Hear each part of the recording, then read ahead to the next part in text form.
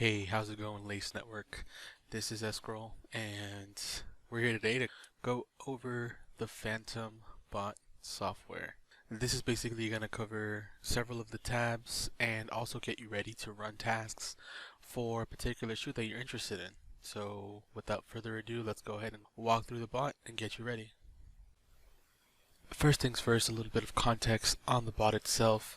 This is brought to you by the same developers that made Ghost for Nike. So if you have any experience with Ghost, then this will probably be a walk in the park. There's a lot of similarities since they came from the same people that made both. Phantom is essentially the all-in-one version of Ghost. So as you can see from the top, when you select the store, they provide several different options for your interest, and whenever you want to select or focus on a particular store, all you have to do is just choose which one it is that you're interested in. Foot Locker US, Kids, Foot Action Champs. You just make the selection. The create task section will refresh, so it is designed for the store you chose.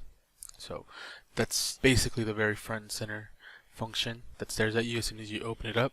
To get things started, we're going to want to head over to the settings on the top right, hit that little cog, and all we're going to do here is just load up our proxies. That's probably one of the more important things. Make sure you have this loaded in, make sure that they're authenticated and that they're working fine.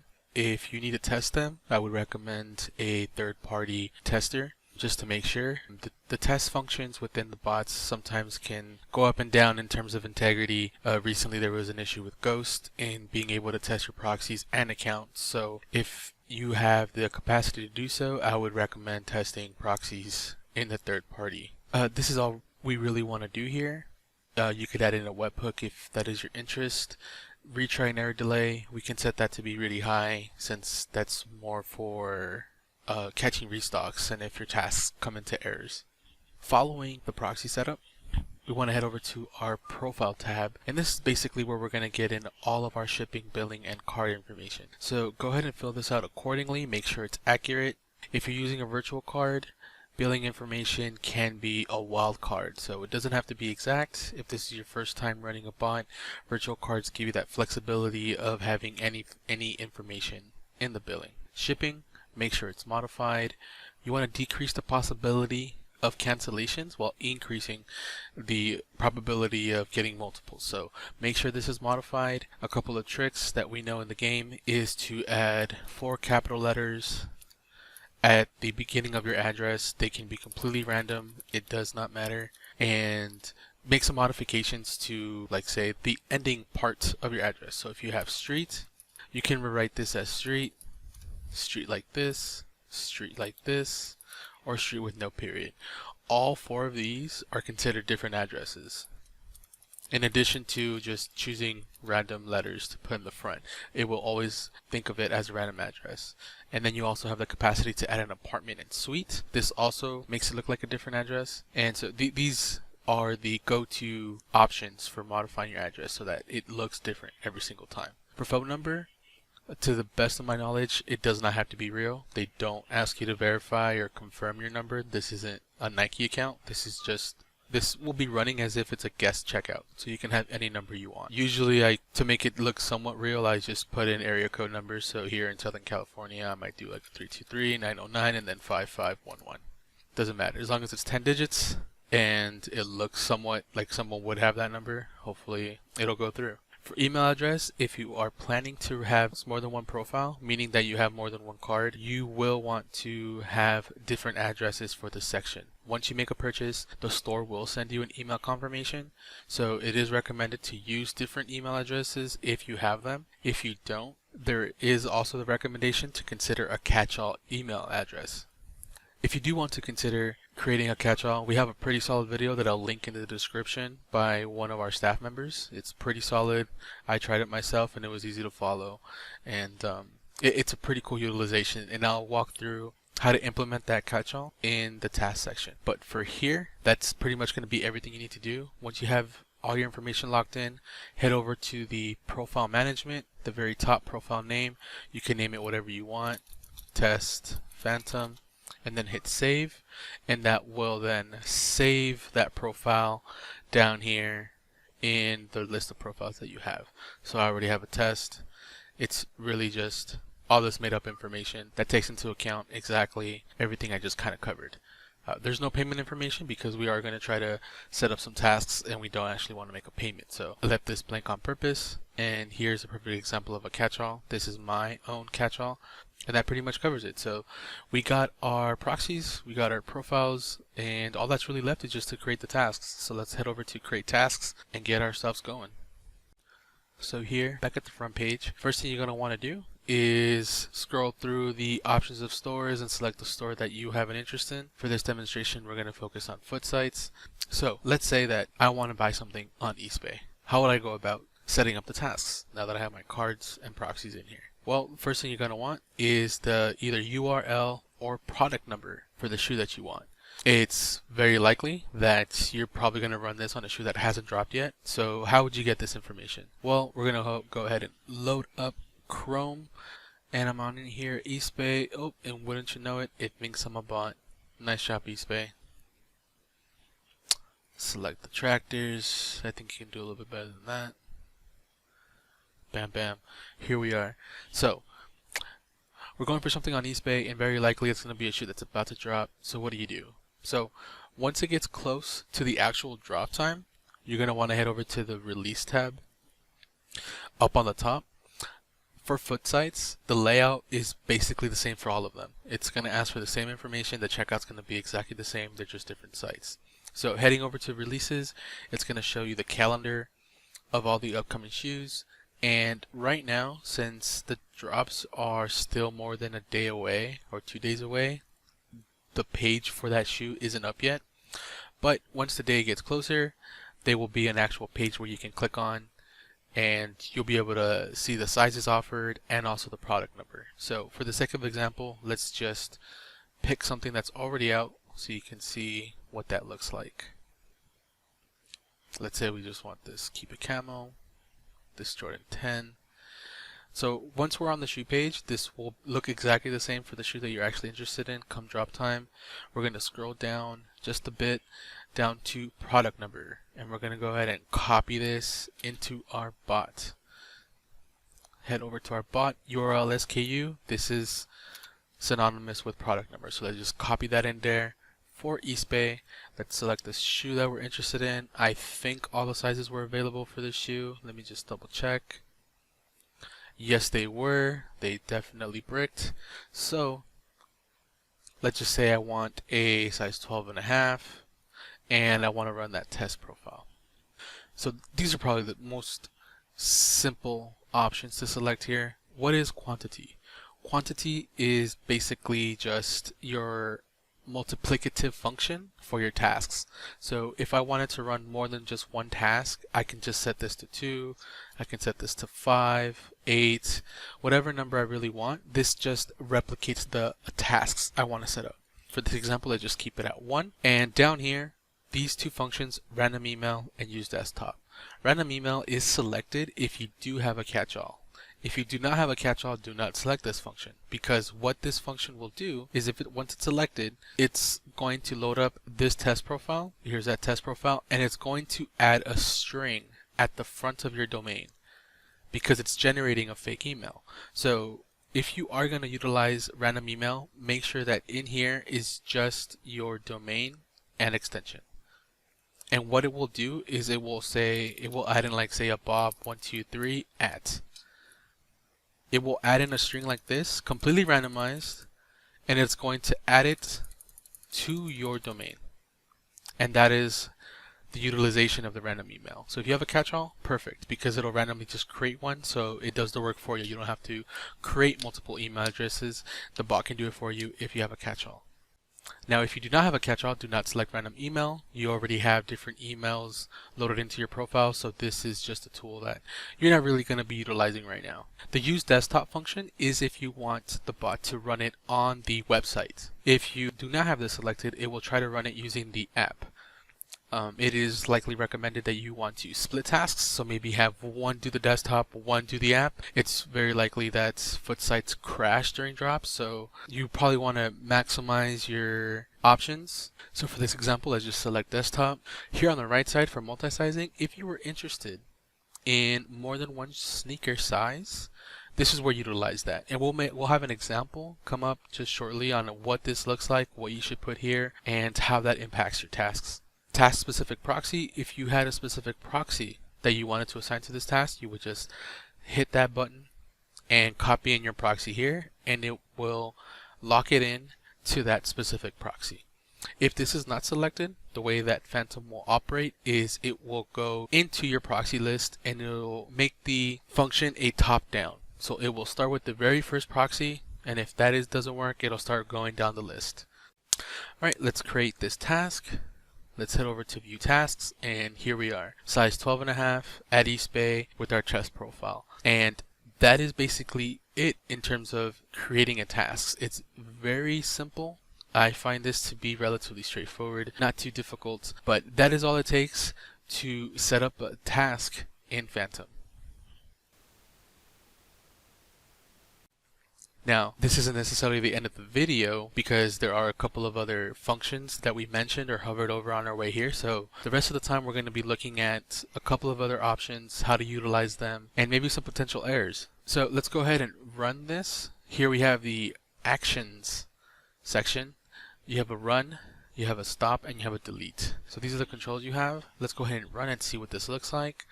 It's going to start creating a session. It's going to get the product details. It got the Jordan 10, and now it's loading in our profile information to make the purchase. Of course, this eventually is going to fail because none of the information is legit. So here we go, failed sending payment. But this is basically what your task is going to look like. When it's working on something that has not dropped yet, it's still going to try to send the information, but the final status will say something like waiting for shoe availability or waiting for drop, something like that. It's basically going to say it's waiting for the shoe to become available. And so once it's available, it's going to go in and try to complete that final step and purchase your sneaker. Let's go ahead and stop this. Let's go back to create tasks and utilize that multi-size function and see what we got to do to get more than one size of a particular sneaker. So here we're back at create tasks. We're locked into size 12.5, but let's just say that that Jordan 10 was just the perfect grail for us. We want to maximize all the sizes we can possibly get. We want to get them all, boys. So what we're going to do is we're going to select multi-sizing this time around. And in this size box, you're just going to type in all the sizes you're interested in. Let's say the typical base sizes are 7 through 9. So how you're going to punch this in is type in the size, hit comma, type in the next size, and repeat as follows. These are the base sizes. So how Phantom is going to work, and this is the same for Ghost, is when I now create a task, let's go ahead and create multiple now just so you can see how this is really going to work. We're going to create 5 tasks now with this profile on a multi-sizing function. So when we create this time and we view this task, for size, it's not locked into the 12.5 like it was before. It's gonna pick a random size within the list we provided. And so this is how you can mass produce tasks for different sizes. Now when I run these tasks, it will randomly select a number from this list, and you'll see that as soon as it gets the information, it's gonna select a size for us. So let's just sit back and watch.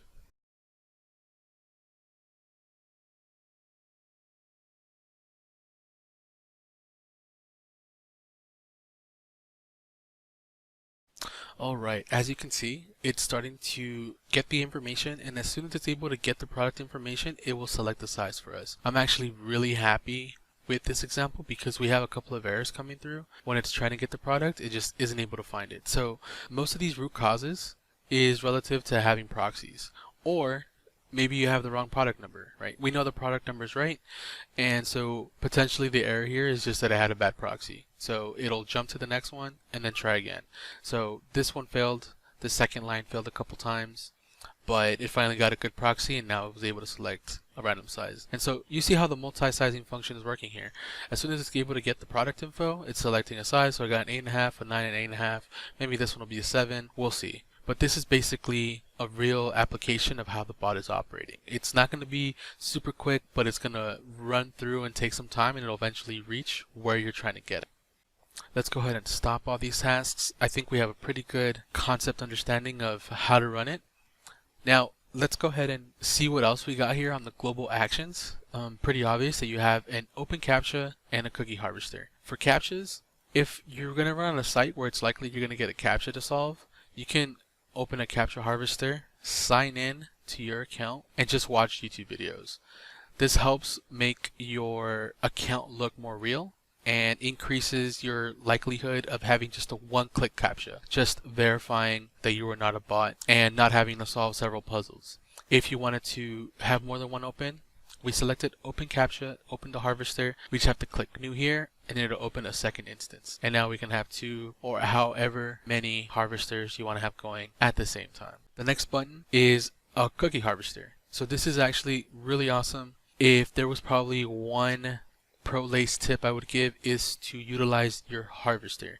It's incredibly resourceful, and I think it goes a long way into preparing and making sure that you're successful on drop day. This doesn't mean you're guaranteed any drops. You're never guaranteed anything with bots. They go up and down. Your success rates can fluctuate very frequently. But a cookie harvester just takes care of one of those requirements and just makes things go much more smoothly for you. How this operates is you open your harvester, hit this drop down, and you just select the site that you're interested in getting cookies for. From what's available, we're on East Bay right now. Let's select East Bay. See, I already have a couple cookies stored, and all you have to do is hit start. To utilize the harvester, you do not need to load in proxies. It can use your own IP, but this basically is just going to run on itself. Look at that. Successfully generated cookie. Incremented. That was quick. So, the more cookies you have, the better for your tasks. Usually, you're going to want to go on a 1-to-1 ratio. So, here I'm showing 6 tasks, so I only need 6 cookies. But if something were to happen and that one cookie that it's using just fails or it needs to grab a new one, I already have cookies stored. It doesn't have to generate it real time during the drop. And so that is where this utilization comes in. You can have cookies already lined up, ready to go for your bot to use, and it doesn't have to regenerate a new one all over again. This could be the difference between someone that did prepare and someone that did not prepare. So keep this in mind. It's very important. You just let the statuses go through. Any error messages, it's going to continue to retry. This is very automatic. It's very hands-off. You can just set it and walk away and just come back the next day and see how many cookies you got stored in. Now, something really cool to mention about the harvester, your cookies are saved in the program files of Phantom. Say, for example, you're running on a server that you have to keep running nonstop, right? You can't turn this off because then it might delete your PC. So if you're working with a server that basically destroys your PC as soon as you turn it off, you very likely don't want to be harvesting on that server. You probably want to download Phantom onto your PC where you can have it on all night and harvest there. And so your question now is going to be, well, how do I transfer the cookies from my bot on my PC to the server? Well, it's actually relatively simple. All you would have to do is head over to the program files. So this is a shortcut for Ghost, just because I have both. For PC, you're going to go to C, Users, Your User Profile, App Data, Roaming, and then select Phantom. And so in Phantom will be all of the files that go into the bot. And what you're going to want is this bmstore.ghost. You will take this file, copy it, and then I would paste it and replace in my server. And then now all the cookies that I harvested from my PC are now on my server. The last step you want to make sure you do is you delete this file from your PC, because you don't want to also run tasks on your PC and use up the same cookies. That's not good. So make sure you delete it after you copy it over to your server, and then that's all it takes. You have now transferred your cookies from one bot to the next, and you're ready to go. I think the last tab that we haven't really touched on is analytics. This will start populating as soon as you run your tasks, and it's actually legitimately trying to purchase something. It didn't happen here just because it didn't manage to load in all my information successfully. After shipping information, it would go to billing and then try to submit a payment and then check out. So analytics will keep a tally of that and tell you how many items you managed to cart and how many of those cart items you actually managed to buy. At the very bottom section, it will generate all the successful purchases that you made. So this is usually the tab that you see on success pages.